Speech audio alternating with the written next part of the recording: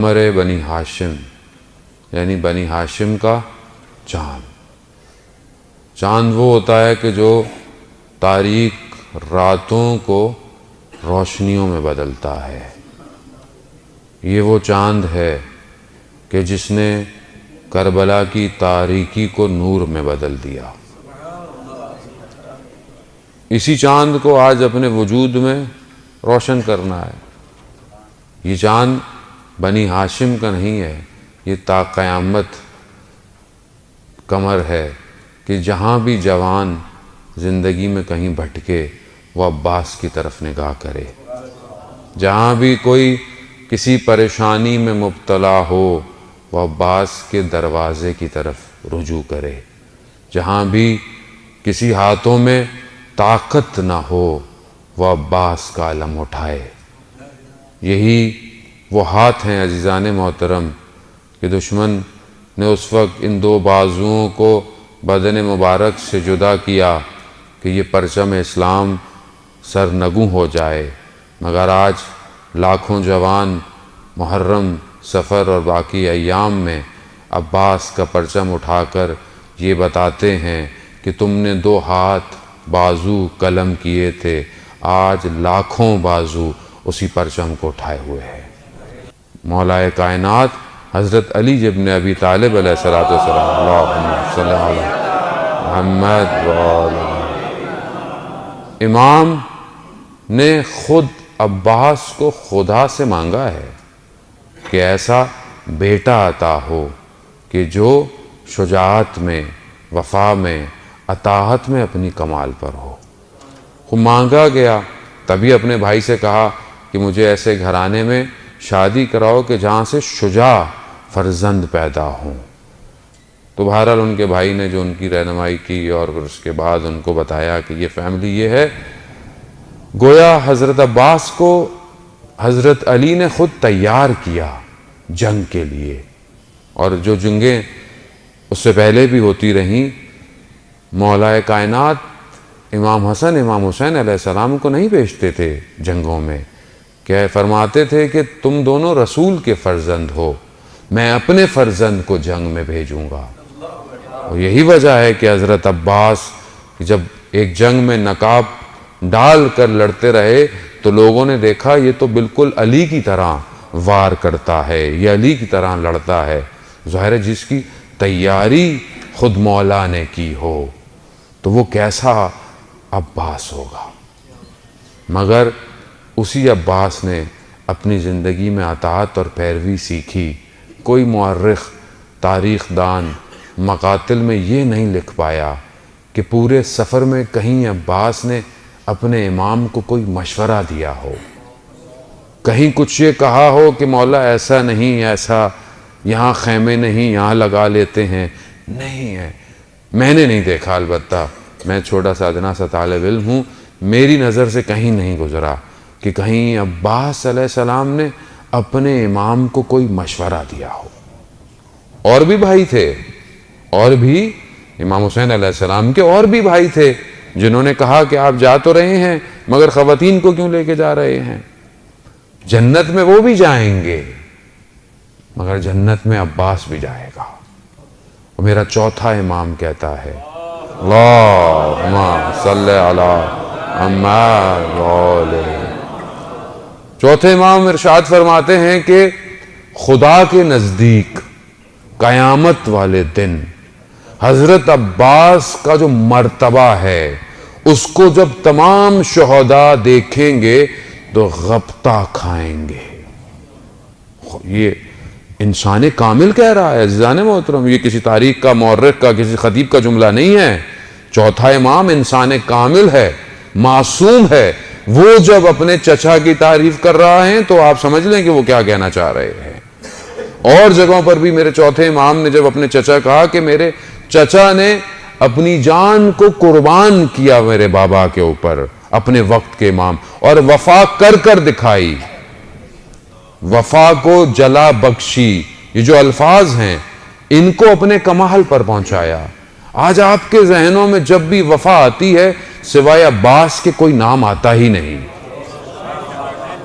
یا تو آپ کے ذہن میں آئے تو آپ بات کریں, نہیں آتا کوئی بھی نام کوئی اور. صدر اسلام کا دور ہے, رسول خدا خاتم الانبیاء حضرت محمد مصطفیٰ اللہم صلی علی محمد وآل محمد, رسول خدا کے اپنے اصحاب کے ساتھ جا رہے ہیں, ایک دشت میں نکلے تو رسول خدا نے پوچھا کہ ابا ذر کہاں ہے, ابو ذر کہاں ہے؟ کہا نہیں پتا پیچھے, کہا انتظار کرو. تو دیکھا دور سے کوئی لڑکھڑاتا ہوا نظر آ رہا ہے. جیسے ہی قریب پہنچے دیکھا ہاں حضرت ابو ذر ہیں, گر گئے, بے ہوش ہو گئے پیاس کی تشنگی کی شدت کی وجہ سے. تو رسول خدا نے کہا کہ ان کو پانی دیجئے, ان کے اوپر پانی دیجئے. تو اصحاب نے بولا یا رسول اللہ, ان کے پاس تو مشکیزے میں پانی بھرا ہوا ہے. جب پانی ڈالا گیا, حضرت ابو ذر جب ہوش میں آئے تو رسول خدا نے فرمایا ابو ذر پانی تمہارے پاس تھا, تم نے کیوں پانی کو نہیں پیا, کیوں اپنے آپ کو اس حالت میں کہا؟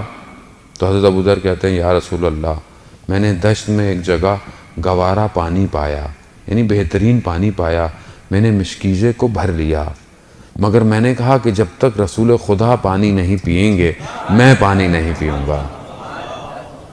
البتہ علماء کہتے ہیں کہ انسان مشکل میں ہو تو کر لیتے, مذمت نہیں تھی, لیکن ابو ذر نے وفا دکھائی رسول خدا کے لیے, میں پانی نہیں پیا. عزیزان محترم, عباس وہ واحد شخص ہے کہ جو پانی تک پہنچا کربلا میں, پانی کو ہاتھوں میں اٹھایا. فارسی کا شعر ہے, اس کا مفہوم یہ ہے کہ اپنے کف میں جب پانی کو اپنے قریب کیا تو عکس میں 6 ماہ کا بچہ نظر آیا. عباس نے پانی کو پانی پہ مار دیا. کیوں؟ کیونکہ جب میرا مولا پیاسا ہے میں پانی نہیں پی سکتا. یہ وفا عزم ہمارے لیے مجلس میں جملہ سن کے چلے جاتے ہیں, ہمیں زندگی میں کبھی وفا کر کر دیکھیں. وفا کرے انسان, کبھی کسی کے ساتھ وفا کرے, وہ کسی اور کے ساتھ نہیں تو کم از کم اپنے ساتھ تو وفا کرے انسان. اپنی طرف دیکھے, اپنی نگاہوں کی طرف دیکھے, اپنے وجود کی طرف دیکھے. عجیب جملہ ہے, عجیب واقعہ ہے. شہید دست غیب کے آپ کی صلوات ان کے درجات میں اضافہ فرمائے. اللہم صلی علی محمد. فرماتے ہیں کہ شخص فرانس میں پڑھنے گیا, وہاں پڑھتا تھا تو اس نے کتا پالا اپنے لیے گھر کی حفاظت کے لیے. تو وہ یہ صبح پڑھنے چلا جاتا تھا, رات کو واپس آتا تھا, کتا اس کے ساتھ اندر آ جاتا تھا. کہتا ہے ایک دن میں واپس آ رہا تھا, شدید سردی تھی, تو میں نے اپنے چہرے کو شال سے لپیٹا ہوا, اپنے آپ کو بالکل کور کیا ہوا. تو جب میں گھر کے پاس پہنچا تو میرا کتا مجھے پہچانا نہیں, تو اس نے میرے اوپر حملہ کیا. حملہ کرنے سے کیا ہوا کہ میری شال میرا جو تھا وہ ہٹ گیا. تو جب اس نے دیکھا کہ میں ہوں, میری آواز سنی تو ایک دم رک گیا. اب میں نے جب اندر جانے لگا تو میں نے کہا اندر آؤ, تو وہ اندر نہیں آیا. تو میں سمجھ گیا کہ کتا شرمندہ ہے اپنے عمل سے. کہتا ہے صبح جب میں باہر نکلا تو سردی کی شدت سے کتا مر چکا تھا. کتے نے حیا کی اپنے مالک کے اوپر حملہ کرنے کے بعد. عزیزان محترم, ہم خدا کے کتنے فرمانوں کو پیچھے گزارتے چلے جاتے ہیں. خدا کتنا ہمیں کہتا ہے کہ یہ مت کرو, ہم وہ کیے چلے جاتے ہیں. کتنی حیا اور وفا ہے ہمارے اندر. آج ہم غازی عباس کے لیے وفا کا درس لے رہے ہیں. وفا, میں کتنی وفا کر رہا ہوں, میں کتنی اپنی ان آنکھوں سے وفا کرتا ہوں کہ پروردگار تو نے نعمت دی ہے, ان کو کفران نعمت نہ کروں. کتنی وفا ہے میری آنکھوں سے, کتنی وفا ہے میری سوچوں سے, کتنی وفا ہے کہ میں خدا کو سجدے کر رہا ہوں پھر جا کر کسی اور سے دل لگا رہا ہوں. عزیزان محترم, حضرت عباس نے وفا پر کمال اور اوج دکھایا اور جتنا کچھ کر سکتے تھے کیا, مگر اپنے امام کی اطاعت کی. علماء بیان کرتے ہیں حضرت عباس کا اور امام زمانہ کا۔ علماء بیان فرماتے ہیں کہ جہاں پہ بھی حضرت عباس کا ذکر ہو ان مجلس میں امام زمانہ تشریف لاتے ہیں۔ اللہم صلی علی محمد وعلی محمد۔ عزیزان محترم، ہم دیکھیے کہ آج ہم وقت کا امام انشاءاللہ ان کی نظر نگاہیں ہماری طرف ہوں اور یقیناً ان کی نگاہیں ہماری طرف ہیں۔ اللہم صلی علی محمد وعلی محمد۔ خوب آئیں کہ جس طرح غازی عباس نے اپنے وقت کی امام کی اطاعت کی، ہم بھی آئیں اپنے وقت کے امام کی اطاعت کریں۔ بندے حقیر کو جب بھی توفیق ہوتی ہے کربلا جانے کی، غازی عباس سے میں ایک دعا ہمیشہ مانگتا ہوں زری کو پکڑ کے، وہ یہ کہ میں مولا غازی عباس، جس طرح آپ نے اپنے وقت کے امام کی اطاعت کی اور اپنی جان کو قربان کیا، مجھے بھی یہ نوکری دیجئے کہ میں اپنے وقت کی امام کی اطاعت کروں اور اپنی جان کو قربان کروں۔ عزیزان محترم، تو غازی عباس کا ذکر سننے آئے اور وفا کے پیکر کا ذکر سننے آئے، اطاعت ذکر سننے آئے، اور دل میں یہ کہیں خیال ہی نہ ہو کہ میں بھی تو اپنے وقت کے امام پر قربانی دوں۔ نہیں، کیونکہ اصل میں ہم سے کچھ دیا نہیں جاتا، ہم سے صرف لیا جاتا ہے۔ ہم لوگ کیا ہیں؟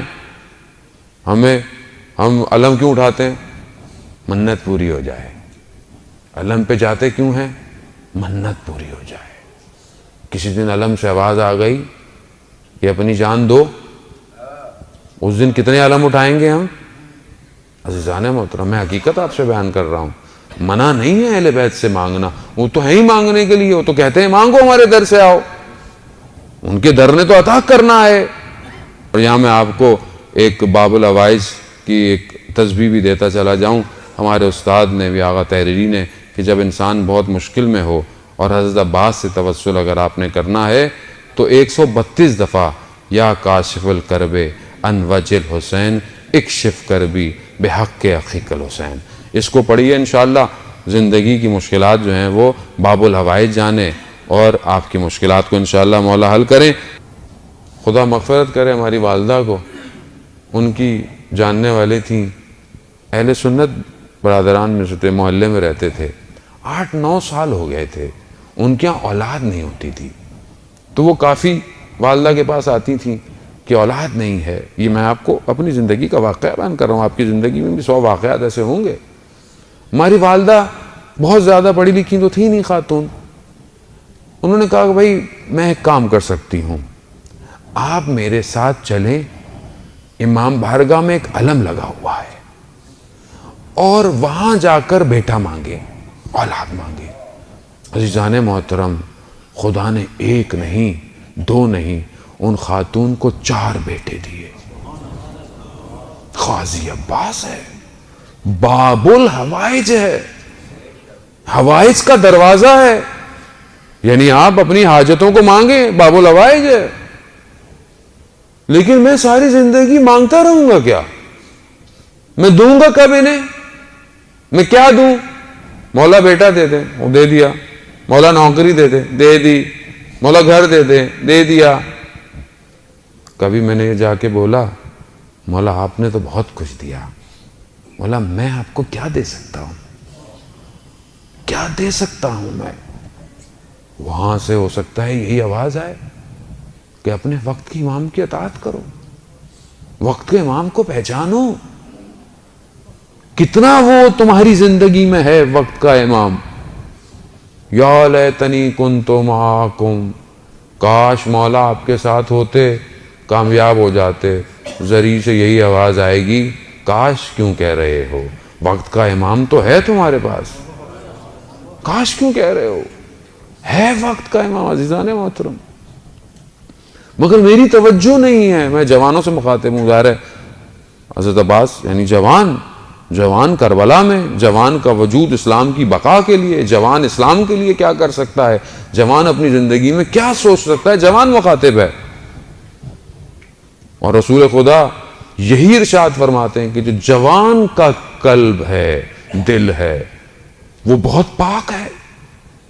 مولا متقیان حضرت علی ابن ابی طالب علیہ السلام، اللہم صلی علی محمد علیہ، امام جب اپنے فرزند کو، اپنے بیٹے کو بتاتے ہیں تو کہتے ہیں کہ جوان کا قلب بھی ایسا ہے، تعبیر یہی ہے حدیث کی کہ جوان کا قلب ایسا ہے کہ جو اس پہ بویا جائے گا وہی نکلے گا۔ اب بیج بہت اچھا ہو اور زمین سیم و تھور کی ہو، یعنی نمکین ہو، تو چاہے آپ اس پہ جتنا پانی دیتے چلے جائیں وہ درخت کبھی بھی پھلاور ثمر نہیں بن سکتا، کبھی بھی وہ پھل نہیں دے سکتا۔ مگر بیج بھی اچھا ہو، زمین بھی اچھی ہو، دھوپ بھی لگتی ہو، پھر دیکھیں پانی بارش بننے سے وہاں پر سبز اور حلالی ہی کھلے گی۔ زمین اچھی ہونی چاہیے۔ خوب ہم نے اپنی زمین کو کتنا اچھا کیا ہوا ہے۔ یہ زمین کیسے اچھی ہوگی کہ اس کے اندر سے صرف خوشبوئیں نکلیں، گندگی پہ پانی گرتا ہے تو بدبو آتی ہے۔ جانے محترم، میں جوان ہوں تو میں کیا کر رہا ہوں اپنی جوانی کے لیے؟ کیا میری پلاننگ ہے؟ کیا میرا فیوچر فورکاسٹ ہے؟ میں کہاں جا رہا ہوں؟ دنیا کدھر جا رہی ہے، میں کہاں جا رہا ہوں؟ یہ بہت مہم ہے عزیزان محترم۔ میرا اپنے جوانوں سے مطالبہ ہے کہ اپنے آپ کو دنیا کی ہر فیلڈ میں آگے لے کر آئیں، ایجوکیشن میں آگے لے کر آئیں۔ کیوں اپنے آپ کو لو گریڈ سمجھتے ہیں؟ کیوں اپنے آپ کو سمجھتے ہیں کہ ہم نہیں کر سکتے؟ کیوں نہیں کر سکتے؟ مگر جو کر رہے ہیں ان کے پر لگے ہوئے ہیں، مگر جو اسپیس پر جا رہے ہیں، جو دنیا کے نئے نئے جو ہے وہ پلانٹس کو جو ہے وہ نکال رہے ہیں، جو ٹیکنالوجی بنا رہے ہیں، وہ کون ہے؟ کوئی اور مخلوق ہے۔ جب خدا کہتا ہے کہ تم محنت کرو، تم ہمت کرو، میں تمہارا ساتھ دوں گا، مگر میں تبھی کروں گا عزیزان محترم کہ جب تک میری زندگی میں کوئی ہدف نہیں ہوگا۔ میری زندگی میں ہدف نہیں ہے۔ ہم شارٹ کٹ، بس میں یوں کر لوں، یہ کر لوں، یہ کام ہو جائے، یہ 4 پیسے یہاں سے آ جائیں، وہاں سے آ جائیں۔ عزیزان محترم، جس امام کے ماننے والے ہیں وہ کائنات کا CEO ہے، کائنات اس کے اختیار میں ہے، اور ہم ایک چھوٹی سی کمپنی پہ خوش ہو جائیں۔ میں کیوں نہیں پرواز کر پا رہا؟ کیونکہ میں سوچ نہیں رہا بڑا، میرا ہدف نہیں ہے۔ ایک اسپیکر کہنے لگا کہ ایک ٹیچر کلاس میں اپنے گئی، اس نے دیکھا کہ بچہ جو ہے وہ بہت ہی عجیب و غریب ہے، دروازے کے ساتھ الٹی سیدھی مستیاں کر رہا ہے۔ میں گئی تو مجھے غصہ آیا، میں نے کہا کلاس سے باہر نکل جاؤ۔ نکل گیا۔ میں نے پرنسپل کو جا کے بولا کہ یا تو میں ہوں یا تو یہ بچہ ہو۔ برداشت نہیں کیا کہ بچہ بدتمیز ہے، نکال دیا اس کو۔ کہتے پھر میں جب ٹیچرز کے ساتھ روم میں گیا تو میں نے کہا کہ میں نے یہ کر دیا، تو ایک ٹیچر نے کہا کہ آپ کے پاس سارے وہ الفاظ نہیں کہ آپ سب دروازے کھول سکیں۔ تو مجھے بہت غصہ آیا، لیکن میں بیٹھ کر میں نے سوچا کہ صحیح کہہ رہا ہے، میرے الفاظ وہ نہیں کہ جو ہر دروازے کی چابی ہوں۔ کہتے میں نے ایکسٹرا پڑھنا شروع کر دیا، مختلف بچوں کے بیہیویئرز کو جاننا شروع کر دیا۔ پھر میں اس مقام پر پہنچ گئی کہ جب بھی اسکول میں کوئی بھی آڑا ٹیڑھا شیطان بچہ ہوتا تھا، سب کہتے تھے کہ اس ٹیچر کو دو، یہی سب صحیح کر سکتا ہے۔ یعنی ہدف ہونا ضروری ہے۔ میری لائف میں جب کوئی مشکل آتی ہے میں تو لرزنا شروع ہو جاتا ہوں۔ یہ مشکلات اپورچونٹیز ہیں، ان کو اویل کریں۔ جب خدا مشکل میں ڈال رہا ہے، خدا کچھ دینا چاہ رہا ہے، خدا کچھ سمجھانا چاہ رہا ہے۔ ہمارے پاس آتے ہیں مولانا صاحب سب کر لیا، ساری چیزیں کر لی، دعائیں کر لی، وظیفے کر لیے، سب کر لیا، مگر پھر بھی کام نہیں ہو پا رہا۔